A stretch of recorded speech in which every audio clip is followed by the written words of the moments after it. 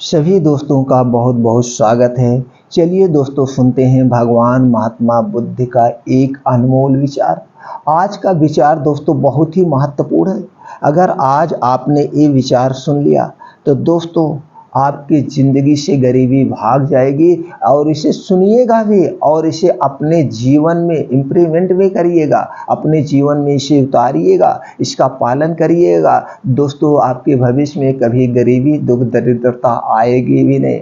और उसके बाद जानते हैं स्वास्थ्य से संबंधित आज की जो बहुत ही महत्वपूर्ण जानकारी, बहुत ही आज आप जानेंगे ये पित्त दोष क्या है, ये पित्त रोग क्या है, ये हमारे शरीर में इसका रोल क्या है, या हमारे शरीर में अगर पित्त दोष गड़बड़ हो गया तो कौन कौन सी बीमारियां होंगी और इसका अस्थायी समाधान क्या है।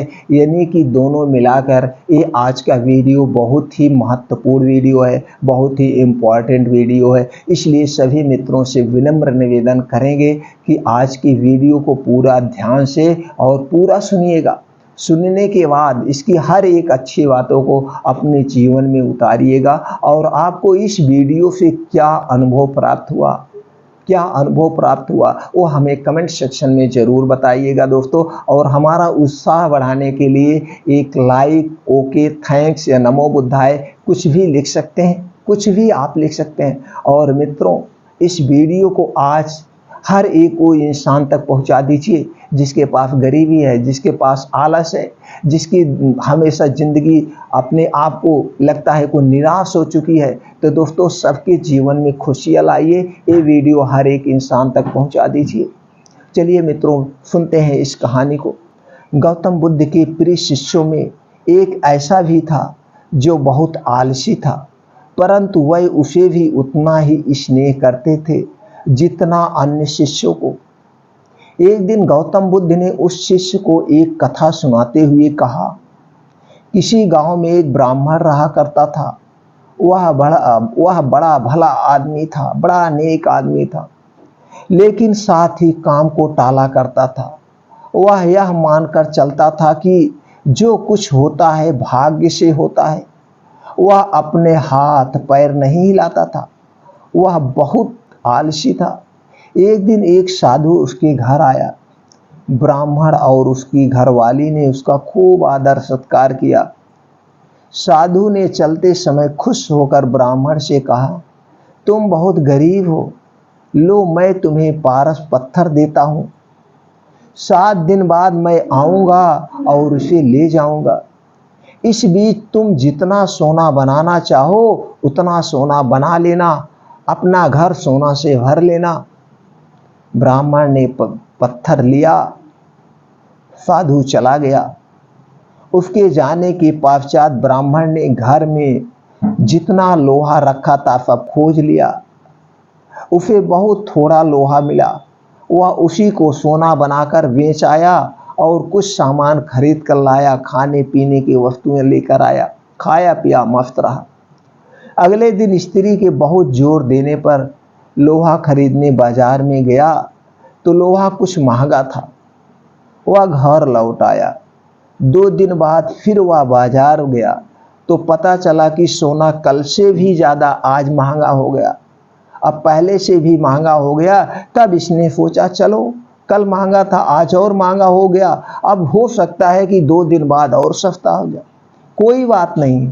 उसने सोचा 1-2 दिन में भाव जरूर नीचे आ जाएगा, तभी खरीदेंगे। किंतु लोहा सस्ता नहीं हुआ और दिन बीतते गए। 8वें दिन साधु आया और उसने अपने पत्थर मांगा तो ब्राह्मण ने कहा, महाराज मेरा तो सारा समय यूं ही निकल गया, अभी तो मैं कुछ भी सोना नहीं बना पाया हूँ।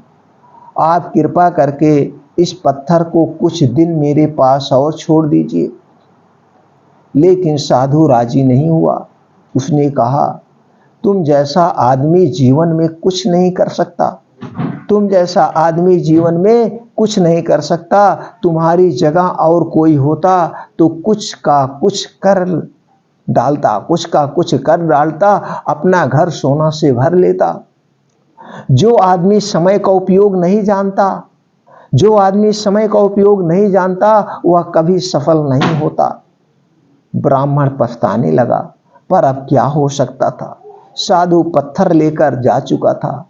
उसने अपने आलस्य और भाग पर जरूरत से ज्यादा यकीन की कीमत चुकानी पड़ी। उसने बहुत ज़्यादा भाग्य पर ज़रूरत से ज़्यादा भरोसा किया, यकीन किया, जिससे उसकी कीमत चुकानी पड़ी। इसीलिए कहा जाता है कि आलस आदमी का सबसे बड़ा दुश्मन है। आलस आदमी का सबसे बड़ा दुश्मन है। शिष्य अब बुद्ध के कहने का तात्पर्य समझ चुका था। उसने कसम खाई कि वह आज के बाद आलस को त्याग देगा। इसके पश्चात उसने कभी आलस नहीं किया और वह एक सफल आदमी बन गया। दोस्तों, आज हमारे आपके बीच में, हमारे आज के समाज में ऐसे सब लोग हैं आलस आलस, और जिसकी वजह से उनकी जिंदगियां बर्बाद हो जा रही। वो सोचते तो हैं बहुत कुछ बनना है, बड़ा आदमी बनना है, लेकिन आजकल टाल मटोल में अपनी जिंदगी को बर्बाद कर दे रहे हैं। दोस्तों, उठिए, जागिए, सोइए, आपके अंदर भी उठिए, जागिए और अपने सपने को पूरा करिए। आपके अंदर भी एक ना एक टैलेंट छुपा हुआ है। उस टैलेंट को निकालिए, समाज को दिखाइए और आप भी वो मान सम्मान पाएंगे। और जब तक आप आलस का त्याग नहीं करेंगे, तब तक दोस्तों जिंदगी में खुशियां नहीं आएंगी, दुखों का सामना करना पड़ेगा। इसलिए आप समझ गए होंगे, आलस ही जिंदगी को तबाह कर देती है। इसलिए आलस का आज अभी से त्याग कर दीजिए, यानी कि अपनी जिंदगी से हटा दीजिए। मित्रों, अगर आपको भी लगता है आपके आसपास, आपके जानने वाले में बहुत सारे ऐसे लोग हैं जो आलस से घिरे हुए हैं, तो मित्रों ये वीडियो उन लोगों तक पहुंचा दीजिए। वो लोग भी इस कथा को, इस उपदेश को सुन करके जाग जाएं, अपने सपने को पूरा करें, अपने परिवार के सपने को पूरा करें और वो भी अपने जिंदगी में खुश रहें। दोस्तों, खुश रहें। भेज दीजिए वीडियो, हर एक आदमी तक भेज दीजिए। चलिए मित्रों, अब जानते हैं स्वास्थ्य से संबंधित जानकारी। एक का पित्त, पित्त क्या है, क्या छोड़ देने से हमारा पित्त दोष खत्म हो जाएगा। तो इसके लिए आपको अपने शरीर के बारे में, हमें अपने शरीर के बारे में जानने की जरूरत है। दोस्तों, चलिए जानते हैं थोड़ा सा शरीर के बारे में, तभी आपको समझ में आएगा ये पित्त दोष क्या होता है और हमारे शरीर में इसका क्या महत्व है। और अगर ये हमारे शरीर का पित्त दोष गड़बड़ हो गया तो कौन कौन सी गंभीर बीमारियां होती हैं। दोस्तों, हमारा शरीर 5 तत्वों से और हम 3 दोषों से बना हुआ है। वात, पित्त, कफ, ये 3 दोष और ये 5 तत्व। ये 5 तत्व और 3 दोष आपस में दूसरे के पूरक हैं, एक संबंध है। अगर आपके शरीर में कोई भी तत्वों की कमी हो गई तो भी आपके शरीर में उससे संबंधित बीमारियां होती हैं। और आपके शरीर के 3 दोष गड़बड़ हो गए तो भी आपके शरीर में 100% बीमारियां इन्हीं 3 दोष की वजह से होती है। अगर आपके शरीर का वात दोष गड़बड़ हो गया तो आपके शरीर में 80 तरह की बीमारियां होती है, 80% बीमारियां होती हैं, वो भी बड़ी बीमारियां। और आपके शरीर में अगर दोस्तों पित्त दोष गड़बड़ हो गया तो आपके शरीर में 15 से 20% बीमारियां हो, वो भी बड़ी बीमारियां।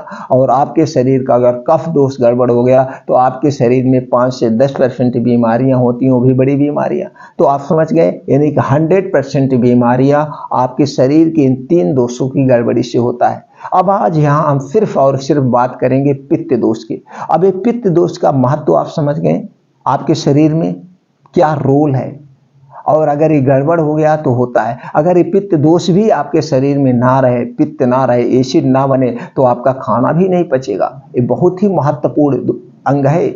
इसलिए इसका आपको पित्त दोष में क्या खाना है, क्या नहीं खाना। अब ये भी जान लेते हैं पित्त दोष कब से कब हमारे शरीर में ज्यादा रहता है। दोस्तों, जब हमारा जन्म होता है, जन्म से 0 साल से लेकर 14 साल तक, जन्म से 14 साल तक हमारे शरीर में कफ प्रवृत्ति बहुत ज्यादा होती है। इस समय कफ बनता है। और जब 14 साल से हम 60 साल के बीच में होते हैं तब हमारे शरीर में पित्त प्रवृत्ति होती है। सबसे ज्यादा लंबे समय तक क्या होता है, पित्त प्रवृत्ति रहती है। तो अभी बहुत ज्यादा ध्यान देने की जरूरत है आपको इस समय। और जब हम 60 साल के ऊपर जाते हैं तो दोस्तों हमारे शरीर में वात प्रवृत्ति होती है। तो वात से संबंधित बीमारियां होती हैं, गठिया, वाई, बतास। तो दोस्तों ये सारी बीमारियां आप समझ गए, हमारे शरीर में तीनों प्रवृत्ति पाई जाती है।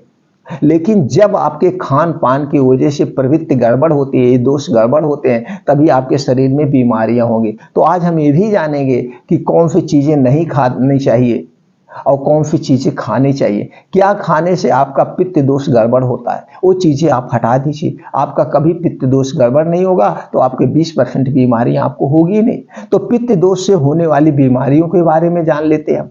पित्त दोष के लक्षण क्या है, आप समझ लीजिएगा। अगर ये लक्षण आपके अंदर पाए जा रहे हैं तो आप जान लीजिए आपका पित्त दोष गड़बड़ हो रहा है। ये लक्षण को तुरंत लक्षण से समझ करके उस कारण को तुरंत हटा देना। तो पित्त दोष होने पे क्या होता है दोस्तों, पेट फूलना, दस्त आना, पेट में मरोड़, गैस, खट्टी ढकारी आना, एसिडिटी, अल्सर, पेशाब में जलन, रुक रुक कर बूंद बूंद कर पेशाब होना, पेशाब का आना या पेशाब दर्द के साथ आना, पथरी, शीघ्र पतन, स्वप्न दोष, लार जैसी धातु का गिरना, शुक्राणु की कमी, बाझपन, खून का जाना, लिकोरिया, गर्भाशय ओवरी में छाले, अंडकोश का बढ़ना, एलर्जी, खुजली, शरीर में दाने, शीत पित्त निकलना, सभी प्रकार के सिर दर्द, मधुमेह से उत्पन्न शीघ्र पतन, कमजोरी, इंसुलिन की कमी, पीलिया, खून की कमी, बवासीर, सफेद दाग, माहवारी का कम या ज्यादा आना, ये सारे पित्त दोष के लक्षण हैं।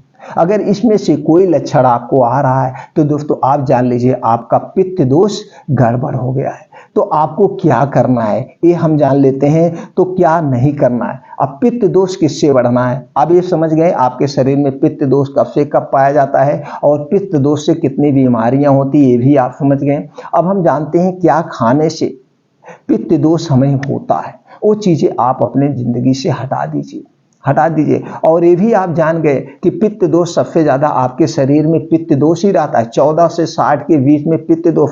और इसी समय हमारे शरीर में वो सारी बीमारियां भी होती हैं और इसी समय हमारा शरीर ग्रो भी करता है। और ये पित्त दोष आपका गड़बड़ क्यों होता है, इसी समय आप बाल्यावस्था से किसमें आते हैं, युवा अवस्था में आते हैं। और जब आप युवा अवस्था में आते हैं तो आपके ऊपर तमाम जिम्मेदारियां होती हैं। या तो आप ग्रेजुएशन करने जाते हैं या तो आप पढ़ाई करने घर से बाहर निकल जाते हैं, कहीं पे आप पढ़ाई करते हैं। तो जब आप पढ़ाई करते हैं तो कहीं हॉस्टल में खाना खाते हैं, कहीं ढाबे पे खाना खाते हैं, कहीं ऐसी कुछ बाहर की चीज़ें आपको मजबूरी बस खाना पड़ता है क्योंकि आप बना नहीं पाते हैं, तो ये तो मजबूरी बस हो गया। या आप गरीब घर के हैं तो आप जा रहे हैं बाहर जॉब करने तो भी आप खाना नहीं बना पा रहे हैं, बाहर का खाना पड़ रहा है। तो बाहर की चीज़ें जब आप खाएंगे तो कितना शुद्धता के साथ बनता है इससे वो आपको पता ही है। दूसरी चीज, इस समय जब आप दोस्तों होते हैं, पैसा कमाने लगते हैं, नौकरी जॉब करने लगते हैं और आपका इस बीच में शादी ब्याह हो जाता है तो आप उस फैमिली में पहुंच जाते हैं, तो बच्चों के साथ पार्टियां करना, एंजॉय करना, कुछ ऐसी चीजें हमेशा तली भुनी बाहर की चीजें खाना, ये सारी चीजें आपके इसी उम्र में होती है और इसी उम्र में आपका ये पित्त दोष गड़बड़ होता है और ये सारी बीमारियां आपके शरीर में घर कर जाती हैं। हम जाने अनजाने में उसके शिकार हो जाते हैं। जानबूझकर अगर हम चाहें कि चीजें हम नहीं खाएंगे, कल से छोड़ देंगे, मजबूरी बस खाना पड़ता है और आप इन बीमारियों से ग्रसित होते जाते हैं। तो आप समझ गए एक कारण सबसे बड़ा। तो हमें क्या नहीं खाना है जिससे आपका पित्त दोष बैलेंस में रहे। आपको चीनी से बनी हुई कोई भी चीज नहीं खाना है। ये सारी चीजों को पचाने में आपको पाचन तंत्र को बहुत मेहनत करना पड़ता है। चीनी खाने से दोस्तों शरीर में एसिड बनता है और जब आपको एसिड बनेगा तो आप जान ही रहे क्या चीजें होती हैं। इसलिए आपको चीनी से बनी हुई कोई चीज नहीं खाना, ये सारे पित्त दोष को बढ़ाते हैं। और उसके बाद क्या है, मैदा से बनी हुई कोई भी चीज नहीं खाना है। मैदा तो बनता है गेहूं के आटे से, लेकिन इसमें जो अच्छी चीजें होती है, फाइबर जो गेहूं के ऊपरी सतह पर पाई जाती है और इसमें से उसे निकाल लिया जाता। फिर ये क्या बचा है, वेस्ट बचा, ये चिकना आटा बचा और ये चिकनी चीजें हम जितने खाएंगे हमारे आंतों में जाकर चिपकी जाएंगी, हमारे आंतें बीमार होंगी, हमें कब्ज होगा, गैस होगा, एसिडिटी होगा। इसलिए मैदा से बनी हुई कोई भी वस्तु नहीं खाना है। रिफाइन किया हुआ तेल और डालडा, रिफाइन किया हुआ बनता तो नेचुरल चीजें से, इसी बीज से, लेकिन इसमें कुछ प्रोसीजर किए जाते हैं और प्रोसीजर करने में 5 से 6 तरह के केमिकल डाले हैं और 5 से 6 तरह प्रोसीजर से गुजरना पड़ता है और इसे 200 डिग्री टेम्परेचर पर हीट किया जाता है, जिसमें से अच्छे कोलेस्ट्रॉल नष्ट हो जाते हैं और बचता है वेट कोलेस्ट्रॉल जो हम खाते हैं। तो दोस्तों इसलिए हमें रिफाइन, आप चाहे जो तेल खाइए, सोयाबीन का तेल खाइए, मूंगफली का तेल खाइए, गरी का तेल खाइए, चाहे जो खाइए, इसे साबुत खरीद के लाइए और खुद चक्की से निकलवाइए, वो तेल आप खाइए। वो सारी चीजें में अच्छा कोलेस्ट्रॉल पाया जाता है और वही आपके स्वास्थ्य के लिए लाभदायक है। तो दोस्तों आप समझ गए, रिफाइन किया हुआ तेल, आपको सफेद नमक सफ़ेद नमक अच्छा नहीं होता। सफ़ेद नमक नहीं खाना, ये आपके स्वास्थ्य को बढ़ाता है, ये आपके शरीर में बहुत तरह की बीमारियां लाता है। तो दोस्तों इसके स्थान पर सेंधा नमक या काला नमक का आप प्रयोग करिए।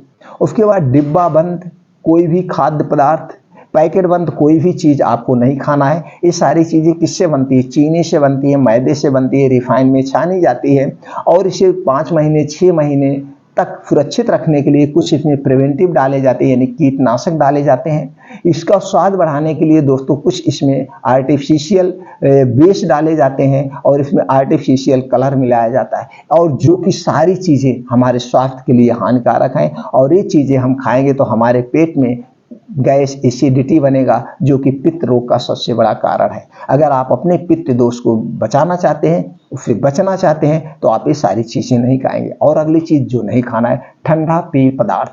कोई भी ठंडा पेय पदार्थ आपको नहीं लेना है। एक तो ये बनता किससे है? चीनी से बनता है। और इसमें क्या डाला जाता है? चीनी डाला जाता है, पानी रहता है, सोडा रहता है और आर्टिफिशियल कलर रहता है, बेस रहता है, और क्या रहता है?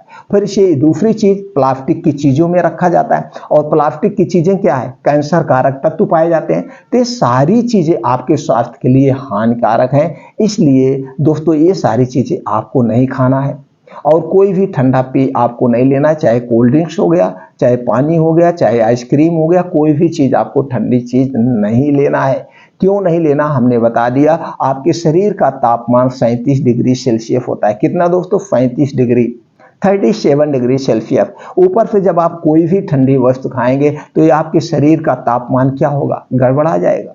जैसे एग्जाम्पल के लिए आप एक लोहा गर्म करिए, उस पर कोई भी पानी की 2-4 बूंद आप गिराइए तो वहाँ पे एक छन्न की आवाज़ आएगी जिसे आप सुन सकते हैं। और जब ठंडा हो जाए तो उस पर हाथ लगाइए तो लोहे का कुछ पदार्थ आपके हाथों में लग जाएगा, आपकी अंगुली में लग जाएगा। उसी तरह से जब आप ठंडा पानी पीते हैं, आपके पेट में ठंडा पानी जाता है, तो जहाँ पे ये पानी पहले गिरेगा, जहाँ पे पहले पहुँचेगा, वहाँ पे भी छन्न की आवाज़ आती है, लेकिन उसे आप नहीं सुन पा रहे हैं, नज़रअंदाज कर रहे हैं, और वही आगे चल के गंभीर रूप ले लेता है। तो वहाँ पे भी छुएंगे कुछ ना कुछ पदार्थ निकलेगा। इसलिए हमें ठंडा पानी नहीं पीना है, शरीर के टेम्परेचर के हिसाब से पानी पीना है। तो दोस्तों हाँ, हो सकता है कि आपको कोई बीमारी हो, डॉक्टर आपको किसी कंडीशन में बताए हो कि आपको ठंडा पानी लेना है या ठंडी चीज़ें लेना है, वो कंडीशन अलग चीज़ हो गई। बाकी आयुर्वेद यही कहता है हमें अपने शरीर के तापमान के हिसाब से ही खाना पीना चाहिए, यानी कि नॉर्मल चीज़ें, नेचुरल चीज़ें ही खाना चाहिए, तो हमारे शरीर के एक्स्ट्रा एनर्जी नहीं खर्च होगी। तो ये आप समझ गए, ये चीज़ें आपको नहीं खाना है। और दोस्तों एक काम आपको नहीं खाना है, पानी पीने के नियमों का आपको खास करके पालन करना होगा। खाना खाने और पानी पीने के खास करके नियमों का पालन करना होगा। अगर आप खाना खाते समय पानी पीते हैं तो आपका पित्त दोष एकदम गड़बड़ है, आपके पेट में गैस एसिडिटी बनेगी। उसका भी रीजन है दोस्तों, जब आप खाना खाते हैं तो आपके पेट में जठराग्नि यानी अग्नाशय होता है, जहाँ से एसिड बनता है, और यही एसिड आपके खाने को गलाता है। तो जैसे आपने आधा पेट खाना खाया, ऊपर से आधा गिलास आपने पानी पी लिया, तो जब आधा गिलास आपने पानी पी लिया तो क्या होगा? वो खाना पचेगा नहीं, वो खाना वैसे पड़ा रहेगा, क्योंकि जो एसिड बनने के लिए, खाने पचाने के लिए बनी, उस पर पानी पड़ गया, वो बुत गई। आप इसको अंदाज लीजिए, कभी जब आप खाली पेट रहते हैं तो आपके पेट में क्या होती है? जलन होने लगती है। जान लीजिए एसिड बनी है, आपको उस समय कुछ ना कुछ खाना चाहिए, और जैसे आपने एक घूंट पानी पिया, कुछ खाया, तो एसिड शांत हो जाती है। तो उसी तरह से ये होता है। तो आपको खाना खाते समय पानी नहीं पीना है। खाना खाने कितनी देर बाद पीना है? 1.5 से 2 घंटे बाद। खाना खाने कितनी देर पहले पी सकते हैं? 1 घंटे बाद, 1 घंटे पहले पी सकते हैं। अब कुछ लोग कहते हैं खाना गले में फंसेगा, खाना गले में फंसेगा ही नहीं, आप उसे 32 बार चबाइए। इसीलिए मुंह में 32 दांत दिए गए। ये हमारी एक चक्की है, खाना पचाने वाली चक्की है मुंह, और मुंह से ही 80% खाना पचता है। और जब आप ऐसे लील जाएंगे, 32 बार नहीं चबाएंगे, तो खाना ठीक से पचेगा नहीं, डाइजेस्ट नहीं होगा। तो आपको 32 बार चबाना, और जब खाने को 32 बार आप चबाएंगे तो खाना मुंह में पानी बन जाएगा, एकदम लार बन जाएगा, फिर आपको पानी की जरूरत ही नहीं पड़ेगी। पानी की आपको जरूरत ही नहीं। तो आप समझ गए, खाना खाते समय पानी नहीं पीना, खाना और पीना दोनों एक साथ नहीं करना है। अगर आपने इतने चीजों का पालन कर लिया, ये चीजें आपने छोड़ दिया, तो आपको कभी भी दोस्तों पित्त दोष नहीं होगा, पित्त रोग आपको नहीं होगा, एसिडिटी नहीं बनेगी। अब चलते हैं, वो 4 नियम अपना लेते हैं। प्रकृति के नियमों का आपका पालन करना होगा। आपका शरीर प्रकृति से बना, हमने पहले बताया 5 तत्व 3 दोष से, और ये हमारा शरीर ये मिट्टी है, सब लोग कहते हुए सुने होंगे। तो आपको इस प्रकृति का नियम का पालन करना होगा दोस्तों। समय से सोना है, समय से जागना है, ये नियम है। और सुबह 4 से 5 बजे आपको उठ ही जाना है। तो सुबह जब 4 से 5 बजे उठने के लिए आपको शाम को समय क्या करना होगा, शाम के समय सही समय से आपको सोना होगा। जैसे आपको 10 से 11 बजे आज के समय के हिसाब से, अगर प्रकृति का समय पहले से देखा जाए दोस्तों, जो हमारे प्राचीन लोग अपनाते थे वो दोस्तों 8 बजे तक 9 बजे तक सो जाते थे। तो 10 से 11 बजे आप जब सो जाएंगे तो आपकी नींद 4 से 5 बजे खुल जाएगी, और ये ब्रह्म मुहूर्त का समय होता है। तो 4 से 5 बजे उठने के बाद तुरंत 2 से 3 गिलास गुनगुना पानी पीजिए, गुनगुना पानी, और सिप सिप करके, मुंह साफ नहीं करता, बासी मुंह ऐसे लार से आपको पानी पीना है। पानी पीने के बाद फ्रेश होने के बाद आपको 5 बजे अपना घर छोड़ देना है। 5 बजे घर छोड़ने के बाद आप जाएंगे, मॉर्निंग वॉक करेंगे, कम से कम 5 से 6 किलोमीटर मॉर्निंग वॉक करना है, और इस 5 से 6 किलोमीटर का आपको आधे घंटे में कवर करना है। जब इसे आप आधे घंटे में कवर करेंगे, आप अंदाज के देख लीजिए, मैं डेली करता हूं, तो आपको इसमें दौड़ भी लगाना पड़ सकता है, खुद तेज चलना भी पड़ सकता है, और यही फायदेमंद है। जब आप खुद तेज दौड़ेंगे, आप तेज चाल कदमों से चलेंगे, तो दोस्तों आपका हार्ट बीट बहुत तेज हो जाएगा, और जितने तेज आपका हार्ट चलेगा, ब्लड सर्कुलेशन उतने तेज आपके शरीर में दौड़ा करेगा। जब शरीर में ब्लड सर्कुलेशन दौड़ा करेगा तो आपके शरीर में गर्मी होगी, नसों नसों में कहीं पे जमा हुआ कचरा वो सारे पसीने के माध्यम से बाहर हो जाएंगे। Heart attack, blood pressure, blood sugar जैसी गंभीर बीमारियों से आप बचे रहेंगे। तो दोस्तों आपको ये करना है, और हो सके तो नंगे पांव करिए, जहां पे मिट्टी हो, जहां पे घास हो, तो आसमान से ओस की बूंदें पड़ी होती है, वही ओस की बूंदें आपके शरीर को एक एक्स्ट्रा एनर्जी देती है। तो प्रयास ये करिए, लेकिन नंगे पांव, पक्की रोड पे नहीं, जहां जमीन। अब आपने मॉर्निंग वॉक कंप्लीट कर लिया, अब वहीं पे बैठ के 2 योगा करना है, अनुलोम विलोम, अनुलोम विलोम, और क्या करना है, अनुलोम विलोम और कपालभाति। 15 से 20 मिनट अनुलोम विलोम, जिसे हम नाड़ी शोधन कहते हैं। अगर आप 15 से 20 मिनट कर रहे हैं तो कई बीमारियों से आप फ्री हो गए। और 15 से 20 मिनट कपालभाति, तो आपका पाचन तंत्र हमेशा स्ट्रांग बना रहेगा, आपको गैस एसिडिटी बनेगी ही नहीं। तो अनुलोम विलोम करने के बाद कुछ योगा और वहीं कर लीजिएगा, यानी कि 5 से 7 आपको वहीं रहना है, धूप में रहना है, बाहर ही रहना। तो धूप में जब आप रहेंगे तो आपको धूप में दोस्तों आप जानते ही हैं विटामिन D3 और कैल्शियम प्रचुर मात्रा में पाया जाता है, जो आपके शरीर की हड्डियों को मजबूत बना देता है, ऊपर से आपके शरीर की रोग प्रतिरोधक क्षमता को भी बढ़ा देता है। तो आपको वहीं 15 से 20 यानी 5 बजे से 7 बजे तक 2 घंटे वहीं पे बिताना है। और इस 2 घंटे में जब आप वहीं पे बिताएंगे, योगा मेडिटेशन करेंगे, और वहीं पे मेडिटेशन करना, और एक मेडिटेशन जरूर करना है, और चेतन मन। आपके अंदर 2 माइंड होता है, चेतन मन और अवचेतन मन, जिसे हम कॉन्शियस माइंड कहते हैं और सब कॉन्शियस माइंड कहते हैं। तो आपको अपने सब कॉन्शियस माइंड को अपने बस में करना है, उसे हमेशा पॉजिटिव थिंकिंग देना है, आपको हमेशा सकारात्मक सोचना है, कभी भी नेगेटिव नहीं सोचना है। बस वहीं बैठ के ध्यान मग्न हो जाइए, प्रकृति में खो जाइए, अपने शरीर में खो जाइए, अपने भगवान को जिसको मानते हैं उसमें खो जाइए। अगर आप ऐसा कर रहे हैं दोस्तों, 2 घंटे का डेली आप ले रहे हैं, तो आपके शरीर के वात, पित्त, कफ तीनों दोष बैलेंस में रहेंगे, आपके शरीर में कोई बीमारी ही नहीं होगी 2 घंटे डेली देने के बाद। अब इतना आप काम अगर कर रहे हैं तो कुछ और नियमों का पालन आप कर लीजिएगा। इससे संबंधित वीडियो चैनल पर पड़ी हुई है, खाना खाने के नियम, पानी पीने के नियम, ये इतने चीजें आपको और करना है। अब अगर इतना नियम का आपने पालन कर लिया तो आपके शरीर का वात, पित्त तीनों बैलेंस में रहेगा। अब दोस्तों क्या खाना है ये जान लीजिए। आपको हमेशा हरी साग सब्जियां खाना है, ताजे फल खाना है, ड्राई फ्रूट्स लीजिए, फाइबर युक्त खाना ज़्यादा लेना है, मल्टीग्रेन आटे का प्रयोग करिए, मिक्स दाल का प्रयोग करिए, और ये सारी चीज़ें सीजन वाइज खाइए। जो भी आप हरी साग सब्जी खा रहे हैं सीजन वाइज, ये नहीं कि आप बॉम्बे में रह रहे हैं तो उस समय जो कलकत्ता में हो रहा है, जो कर्नाटक में हो रहा है, जो दिल्ली में हो रहा है, वो मत खाइए, क्योंकि दोनों जगह का वातावरण अलग अलग है। दोनों जगह का सीजन वाइज अलग अलग सब्जियां होती हैं। तो जो इस समय जो बम्बे में होती है वो दूसरी जगह नहीं होती। तो आप जहाँ पे रह रहे हैं आपका प्रकृति के हिसाब से आप खाइए, क्योंकि आपका शरीर प्रकृति के हिसाब से बना है, आपका डाइजेशन उसी हिसाब से काम करता है, आपका पाचन तंत्र उसी हिसाब से काम करता है। तो खूब जम करके फल फूल ये सारी चीजें आप खाइए, हरी साग सब्जी जितना ज्यादा से ज्यादा हो जाए। और दोपहर में आप अजवाइन खाइए, क्योंकि आपका पित्त दोपहर के खाने पे डिपेंड होता है। तो दोपहर के खाने में आप अजवाइन का जरूर प्रयोग करिए। अजवाइन चाहे आप दाल में डालिए, चाहे सब्जी में डालिए, चाहे जैसे खाइए, अजवाइन जरूर होना चाहिए। और अगर आपको पित्त एसिडिटी बन रहा है तो इसका सबसे बढ़िया उपाय है दोस्तों त्रिफला चूर्ण। त्रिफला चूर्ण आयुर्वेद का एक ऐसा रसायन है, अमृत है, अमृत जान लो। ये 3 फलों से बना होता है, हरण, बहेड़ा और आंवला। और दोस्तों त्रिफला चूर्ण खाइए, और सीजन में जब आपको आंवला मिल जाए, आंवला, हरा आंवला खूब जम के खाइए, हरा आंवला खाइए, इसका मुरब्बा खाइए, इसका अचार खाइए, इसकी चटनी खाइए, जितना मिल सके उतना खाइए। तो त्रिफला चूर्ण आपको कैसे लेना है? अगर आपको एसिडिटी बन रहा है, आपको कब्ज भी है, गैस भी है, तो दोस्तों हमने पहले तो उपचार बता दिया कि उतना नियमों का पालन करेंगे तो आपको कभी नहीं होगा। अब अगर एसिडिटी बन ही रहा है, आपके अंदर एसिडिटी है, कब्ज है, तो उसका उपचार है त्रिफला चूर्ण। त्रिफला चूर्ण आपको रात को सोते समय लेना है। कितना लेना है? अगर बहुत ज़्यादा कब्ज है, बहुत ज़्यादा एसिडिटी बनी है, तो आपको इसको 2 चम्मच लेना है, नहीं तो 1 चम्मच लेना है। किसके साथ लेना है? 1 गिलास गर्म दूध के साथ या 1 गिलास गुनगुना पानी के साथ आपको रात में सोते समय लेना है। बस इतना ध्यान रखना है, खाना खाने के 1 घंटे के बाद लेना है, और इसको लेने के 1 घंटे बाद तक कुछ भी खाना पीना नहीं, यानी कि ना खाना है। रोज रात में त्रिफला चूर्ण पहला उपाय हो गया। आप ये दोस्तों इसके आदी नहीं होंगे, इसे आप लाइफ टाइम ले सकते हैं, ये ऐसी चीज है।